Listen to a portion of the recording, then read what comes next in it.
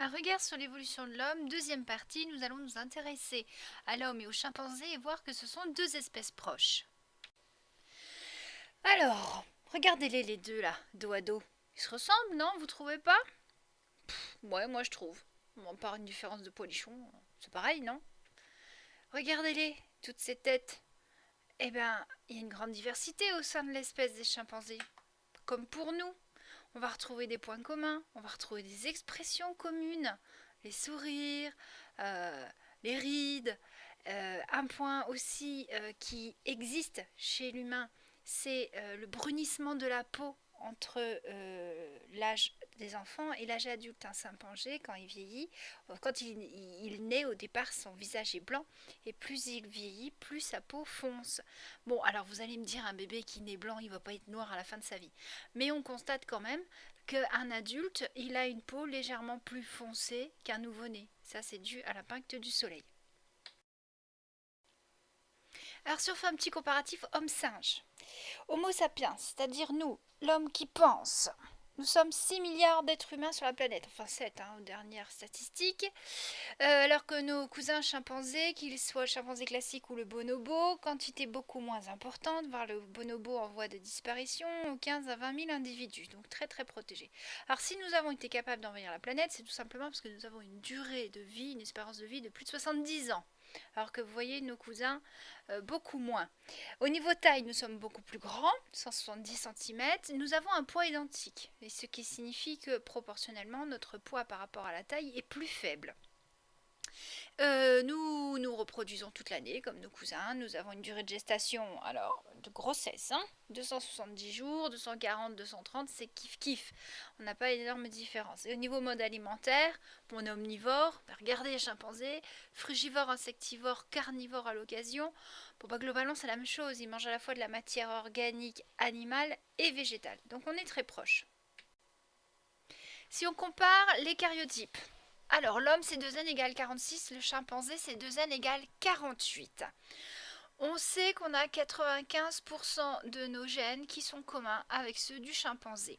Et pourtant, 2n 46, 2n 48, il y a bien eu une différence. Alors si on étudie le cariotype de près, on va observer qu'on peut appeler des anomalies dans le cariotype qui font que nous nous sommes différenciés. La première, ça va être une anomalie de type inversion de portion. Regardez le chromosome 4, donc à gauche le chromosome H humain, à droite C chimpanzé. C'est la partie avec le centromère qui s'est inversée. On peut également observer, comme sur le chromosome numéro 9, des translocations de fragments chromosomiques. Donc un morceau qui s'est déplacé à un autre endroit. On peut avoir également, et ça c'est l'événement principal qui a séparé l'homme du chimpanzé, c'est la fusion de deux chromosomes, donc qui a donné le chromosome numéro 2 chez l'homme. Donc les arbres phylogénétiques construits d'après le pourcentage de ressemblance entre les molécules confirment la parenté entre l'homme et le chimpanzé. On le verra juste après. Et on va pouvoir dire qu'on a donc un ancêtre commun. De toute façon, de par l'étude du cariotype, on peut le dire. Donc en 2006, une étude rapporte que 689 gènes ont été acquis et 86 perdus dans la lignée humaine depuis la divergence homme-chimpanzé. De l'autre côté, le génome du chimpanzé a lui aussi évolué, il a gagné 26 gènes et perdu 729 gènes. C'est-à-dire que d'après cette étude, 6,4%, c'est-à-dire 1418 sur 22 000 les gènes humains, n'ont pas leur orthologue, c'est-à-dire l'équivalent chez le chimpanzé. Qu'est-ce que ça signifie? On a bien un ancêtre commun et on s'est bien différencié. On a chacun évolué de notre côté. Notre ancêtre n'était pas un chimpanzé. Le chimpanzé, à l'époque de la séparation, n'existe pas. Il a évolué. On va revoir un petit peu la génétique. Donc, l'inversion d'une portion de chromosome, ici le chromosome 12 chez l'homme, qu'est-ce que c'est? C'est tout simplement un morceau qui se décroche, qui se retourne et qui se raccroche. Donc, qu'est-ce que ça peut provoquer au niveau génétique? Tout simplement, vous savez que l'ADN est lu, vous l'avez appris en première S, pour la fabrication d'ARN messagers qui vont servir à la fabrication de protéines. Donc, on va lire l'ADN en lisant ses bases. Les bases sont lues 3 par 3, c'est ce qu'on appelle les codons. Donc si à l'origine, dans le sens de lecture, j'ai A, T, T, C, G, A, Si j'inverse ce morceau, je vais avoir A, G, C, T, T, A. Et ça n'a pas du tout le même sens. Je vous rappelle qu'il y a 4 bases. Elles s'associent par 3. Ça fait 64 combinaisons possibles. À chaque combinaison correspond un acide aminé. Et donc si on inverse le sens de lecture, on va forcément inverser la lecture, pardon, et surtout donc mettre des acides aminés à la place d'autres de la protéine originelle. Donc on va fabriquer de nouvelles protéines. Donc ici, pour bien revoir le chromosome 2 humain, comment est-ce qu'il s'est formé? Tout simplement, il existe chez le chimpanzé donc deux chromosomes de types différents qu'on a appelés 2Q et 2P. Alors pourquoi on a mis 2Q, 2P? Parce qu'en fait, quand on a été capable de faire des karyotypes, on s'est d'abord intéressé aux karyotypes de l'homme. Bien sûr, donc chromosome numéro 2. Et c'est qu'après qu'on a été voir le karyotype chimpanzé, on a vu que les chromosomes 3 sont identiques, donc on avait un problème. On avait deux petits chromosomes là qui correspondaient en partie au chromosome numéro 2, donc 2Q, 2P. Et voilà, donc on a eu fusion, ils se sont retournés, ils ont fusionné. Pour le chromosome numéro 4 humain, on voit très bien l'inversion de portion. Donc pour faire un arbre phylogénétique en se servant de données moléculaires, comme par exemple la comparaison d'une portion de séquence de la protéine COX-2 chez 6 primates, en utilisant donc une matrice ici de différence entre les séquences, donc des matrices de distance, on peut dessiner un arbre phylogénétique. Donc ça c'est typiquement un exercice qu'on peut vous demander sur Phylogène en ECE. Donc ici, on définit le nombre de différences d'une espèce à une autre, on dresse ce tableau et on va regrouper sur les branches voisines ceux qui possèdent le moins de différences possibles. C'est pour ça que bonobo et homme sont ensemble puisqu'il n'y a que 6 différences entre les deux. Après on rajoute une branche, cette différence le gorille, puis l'animal le plus éloigné c'est l'orang-outan, etc. Donc ça vous verrez ça avec votre prof en TP. On va donc essayer de calculer l'âge du dernier ancêtre commun théorique à l'homme et au bonobo. D'accord? Donc c'est-à-dire de déterminer à quelle époque les deux lignées se sont séparées. Donc on n'a pas de primates fossiles nous permettant de le dire. Par contre, ce qu'on peut faire, on peut comparer les gènes de différentes lignées de primates et travailler sur le taux de mutation U ou mu, ça va dépendre des ouvrages. Donc ce que je vous propose, je vous laisse le temps de lire l'exercice en faisant pause et puis vous revenez quand vous êtes prêt. C'est bon? Vous avez tout pigé? Donc on repart. Nous avons ici un arbre phylogénétique sur lequel sont inscrits des nombres de mutations par branche. Alors comment est-ce qu'on fait pour obtenir ce nombre de mutations? Tout simplement grâce à une formule. Donc le taux de mutation, c'est le nombre m de mutations qui s'accumulent dans une séquence donnée, c'est-à-dire dans un gène, pendant un temps t. Et on a donc une formule mu égale m sur t. On sait qu'il est constant et qu'il est le même dans chacune des lignées. Et donc on va travailler sur cet arbre en utilisant le nombre de mutations par branche et en utilisant des fossiles dont on a pu obtenir l'âge. Comme par exemple, attention, accrochez-vous, Camoiapithecus, je ne suis pas très douée. Lui, on sait qu'il a 27 millions d'années, c'est le dernier ancêtre commun au grand primate. Hein, d'accord? Grand primate. Donc, on connaît cet âge de celui-là. On sait qu'à partir de lui, il y a eu plusieurs lignées, dont celle de l'homme et du bonobo. Nous, ce qui nous intéresse, c'est de trouver l'âge de la séparation de l'homme et du bonobo, c'est-à-dire le temps grand T. Pour cela, on va se servir des mutations et donc du taux moyen de mutation observé dans les branches, par exemple, à partir de la protéine COX-2. Alors vous allez me dire, oui, mais on ne va pas travailler que sur une protéine, il faudrait le faire sur plusieurs protéines. Oui, bien sûr, ça a été fait. Mais en TS, on ne va pas vous faire travailler sur 36 protéines. On fait un exemple sur une protéine, mais je vous rassure, les chercheurs ont bien travaillé sur plusieurs protéines pour confirmer l'âge. Donc nous allons voir maintenant comment est-ce qu'on fait pour calculer grand T. On reprend donc notre arbre phylogénétique. Sur la branche des macaques, il y a marqué 13,5 mutations, sur la branche des bonobos 3, sur celle de l'homme 3 et sur la branche violette 10,5 mutations.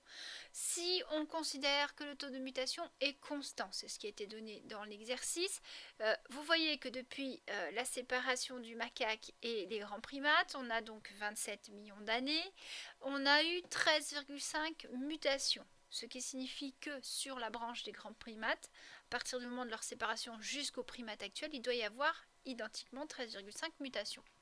Donc je vous rappelle les codes. On a donc travaillé en se servant de ce tableau, COX2, avec les différences entre les différents primates. On démarre entre le macaque et l'homme. Il y a 27 différences, ce qui signifie qu'on obtient donc, en utilisant la formule M égale nombre de mutations divisé par 2, on a une moyenne ici, 27 mutations pour 2 branches, donc on a 13,5 mutations par branche. Si on applique la formule, mu égale M sur T', donc ça fait 13,5 divisé par 27, ça fait 0,5. Donc notre taux moyen de mutation est de 0,5. On va donc maintenant l'appliquer pour l'homme et le bonobo. On s'aperçoit qu'entre l'homme et le bonobo, il y a 6 différences. Donc, sur chaque branche, nous avons un taux moyen de mutation de 3.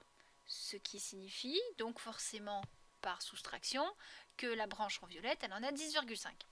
Et donc, en appliquant la formule mu égale 3 sur t, puisqu'on a calculé 3 mutations, on sait que mu est de 0,5, petit calcul mathématique, on trouve 6 millions d'années. Voici comment est-ce qu'on a fait pour obtenir la date de séparation des deux lignées homme-chimpanzé. C'est une estimation.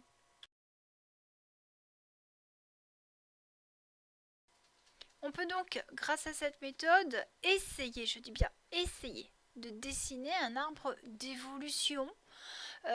Mais voilà, c'est pas évident, hein. On peut supposer grâce aux mutations que telle branche vient de telle branche, etc.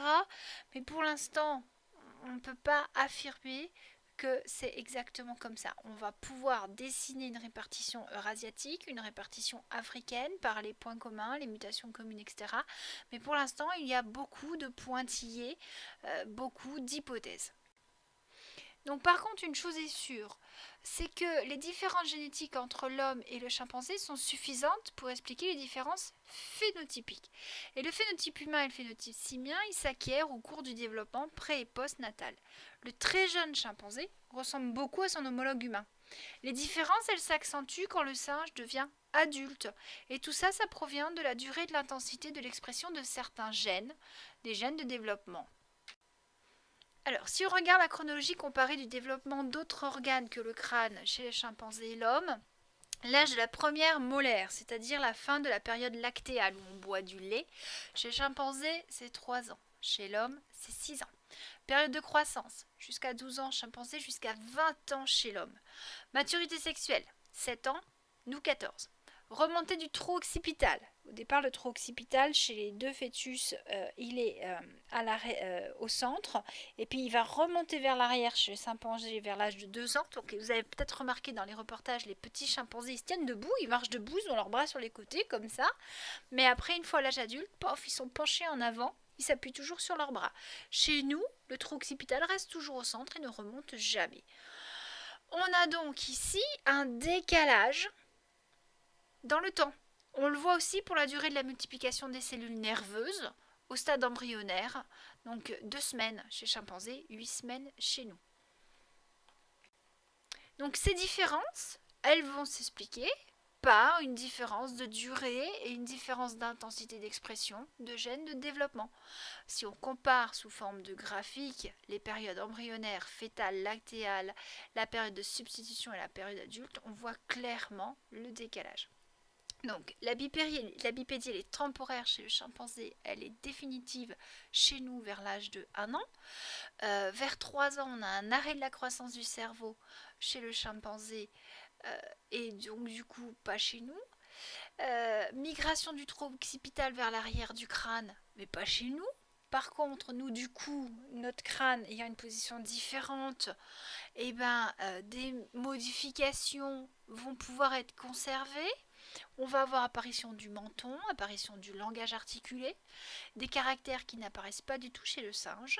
C'est l'allongement également ensuite de la période de croissance et d'apprentissage et l'apparition de la troisième molaire retardée.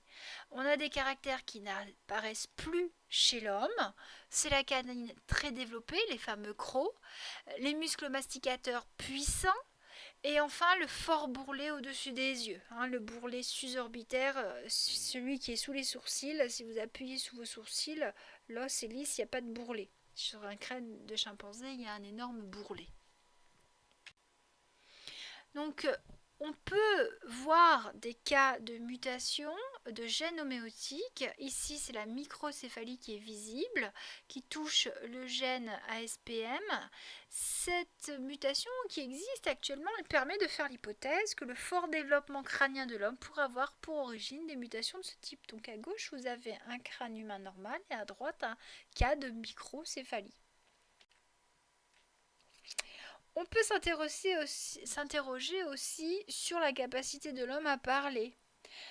On sait que c'est l'ère de Broca et l'ère de Wernicke, qui est l'ère du langage dans le cerveau humain.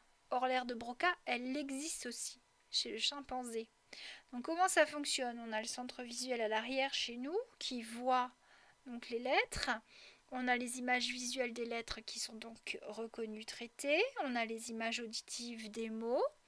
Et le tout va être traité, donc on aura les images motrices des mots qui sont traitées dans l'aire de Broca, et grâce à un centre moteur, on va pouvoir articuler et prononcer les lettres.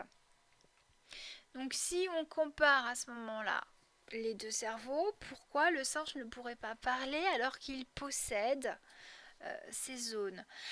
Ça viendrait tout simplement, non pas du cerveau, mais d'une incapacité de phonation, c'est-à-dire de produire un son du fait de la forme du palais. La langue du chimpanzé, elle se déplace moins aisément dans la bouche que dans celle de l'homme.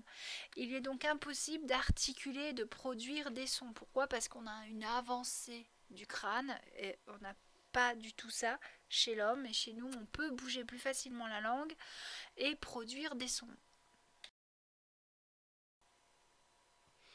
Donc si on regarde sur ce graphique, ce schéma qui est tiré d'un sujet bac, la durée d'expression des caractères juvéniles, donc on s'aperçoit effectivement que chez l'Australopithèque, on a encore quelques caractères adultes du singe qui sont présents, mais qui n'existent plus du tout chez l'homme moderne. D'accord? Donc les caractères adultes sont en bleu sur le graphique.